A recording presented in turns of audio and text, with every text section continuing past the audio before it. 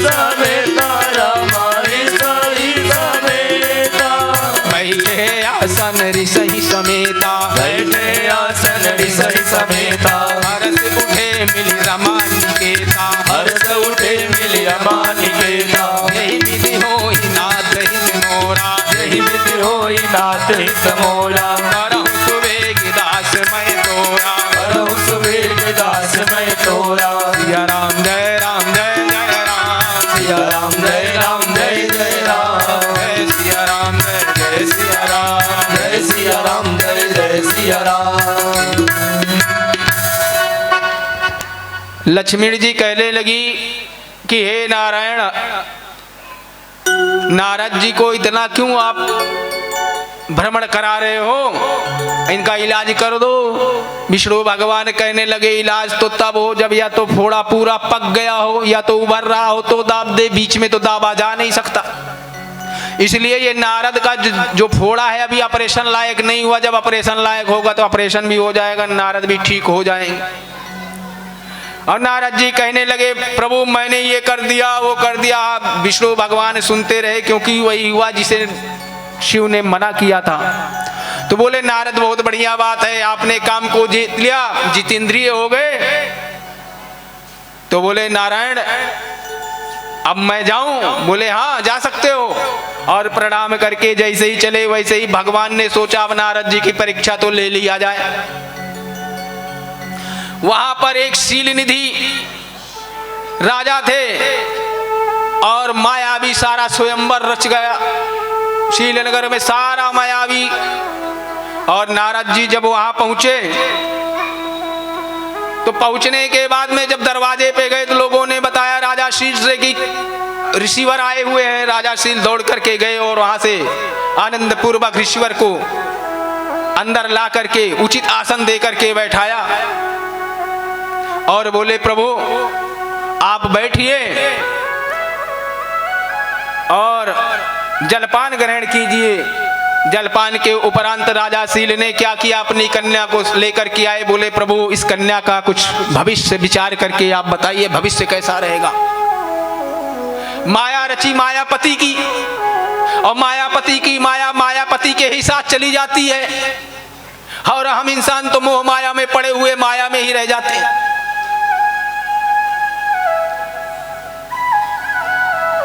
भगवान कहने लगे नारद अब घबराओ मत, तुम्हारा इलाज मैं बांध दिया हूं ठीक तरह से। और नारद जी ने जब शील कन्या का हाथ देखा तो हाथ देखते ही कहने लगे इसका तो विवाह जिसके साथ होगा वह तीनों लोकों का राजा हो जाएगा, वह तीनों लोकों का राजा हो जाएगा इस कन्या का विवाह जिसके साथ होगा। और उसके बाद जब कन्या के रूप पे नारद जी की निगाह पड़ी, नजर गई तो अपना स्वरूप निहारने लगे। बोले जैसा कन्या का रूप है ऐसा तो मेरा स्वरूप है ही नहीं, कहीं गड़बड़ न हो जाए। इसलिए भगवान विष्णु के पास फिर आए। बोले प्रभु हमें कुछ चाहिए, वरदान दो। बोले क्या? बोले मैं आपके जैसा दिखना चाहता हूं। बोले मेरे जैसा? बोले हाँ। अब भगवान ने उनको बातों बातों में ऐसा उलझा दिया कि नारद जी को बाद में यही कहना पड़ा कि जेहि विधि होहि नाथ हित मोरा, जेहि विधि होहि नाथ हित मोरा। करहु सुबेग दास मैं तोरा, करहु सुबेगी दास मैं तोरा। भगवान समझ गए और कहने लगे हे नारद अब मैं वही करूंगा जिसमें तुम्हारा हित होगा। जय विद होहि परम हित नारद सुनहु तुम्हारा, जैसा तुम्हारा हित होगा मैं उसी प्रकार से करूंगा। नारद जाओ। और नारद को तो बंदर का मुंह दे दिया भगवान ने। और नारद जी जब वहां गए तो शिव जी को तो सब पता ही था। शिव जी ने अपने 2 गणे और लगा दिए नारद जी के पास। बोले जो जो बात होती रहे मुझे खबर देते रहना। अब 2 गण चले, जय विजय दोनों चले। और नारद जी के पास स्वयंवर में पहुंच गए। नारद जी ने देखा, बोले भाई तुम लोग यहाँ कैसे? बोले अरे ऋषिवर है, आपकी सेवा में आया हूं मैं, बहुत अच्छे लग रहे हैं, क्या दिव्य रूप है आपका। तुरंत उठा करके सिंहासन लाए और बैठा दिए। नारद जी बैठे सिंहासन पर, देखने लगे। स्वयंवर शुरू हुआ, आरंभ हो गया। और कन्या जो है जयमाला लेकर के जब टहलने लगी, तो जैसे ही नारद के पास आई तो कन्या को क्या दिखा? मरकट बदन भयंकर देही। मरकट बदन, मरकट का मतलब होता है मार काट करने वाला। ऐसा भयंकर रूप नारद जी का दिखा। कन्या उधर चली गई। नारद जी ने अब उनके गढ़ों से कहा जो साथ थे, बोले भाई ये क्या हो रहा है? अरे बोले प्रभु तुम्हें नहीं देख रही थी, उधर देख रही थी। अब आपका सिंहासन मैं उधर ले चल रहा हूं जिधर कन्या चल रही है। तो जिधर कन्या जा रही थी उधर सिंहासन लेकर के गए। कन्या फिर उधर से मुड़ गई। कन्या क्यों देखे?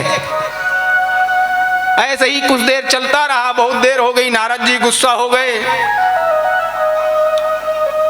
और जब क्रोधित हो गए तो गणों ने कहा नारद जी से, ऋषिवर मुझ पे क्यों क्रोधित होते हो?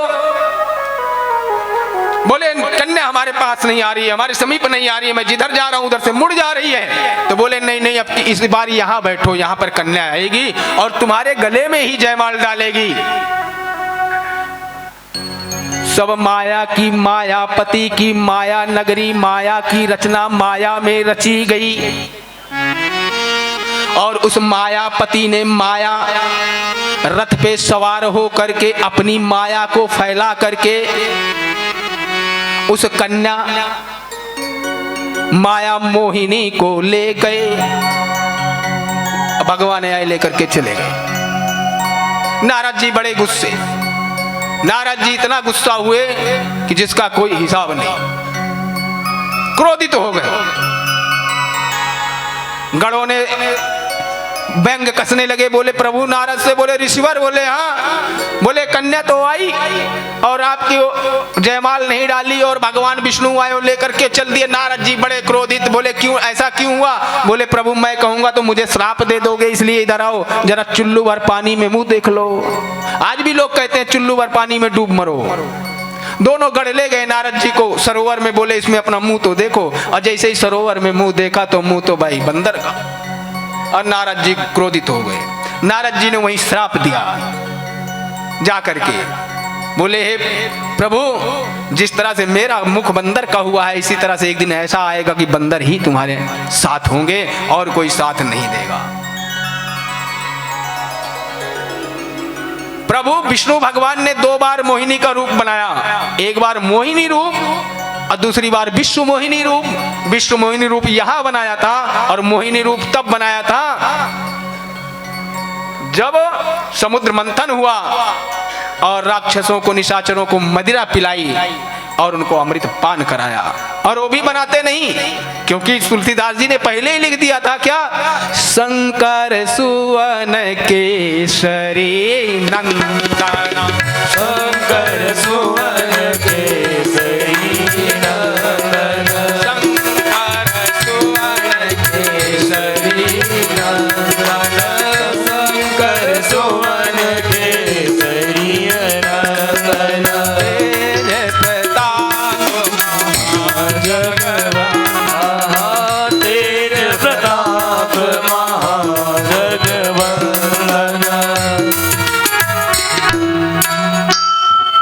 और दूसरी बार भगवान शिव ने ही प्रार्थना करी विष्णु से।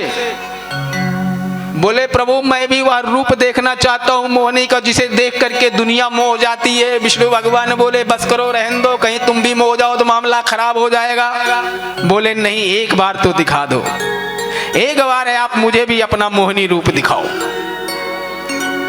भगवान बहुत मना किए नारायण, लेकिन उनके मना करने पर नहीं माने। जब नहीं माने तो भगवान ने कहा चलो ठीक है, कोई बात नहीं है, दिखा।